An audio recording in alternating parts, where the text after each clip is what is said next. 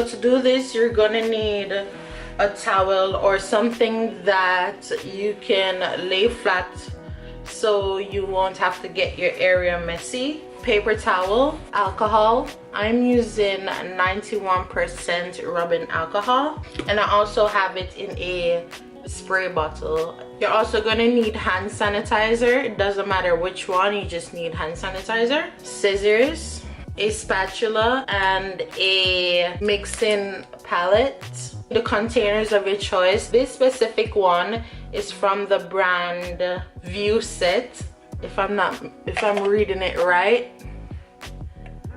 I'll leave a link for it in the description box from where I got it from. I bought a label maker and it's pretty simple and easy. I also bought 2 different type of ribbons for it, the white ones for this one so it'll be easier for me to see the names, and then this one is the clear one so all you could see are the fonts. So just to do this over, I already did it but I'm gonna do it again. We're doing this first so it can dry. So you're gonna need your rubbing alcohol and lightly mist your containers of your choice. To let you guys know, you would spray your rubbing alcohol on it to sanitize your container. You also want to start off with clean hands.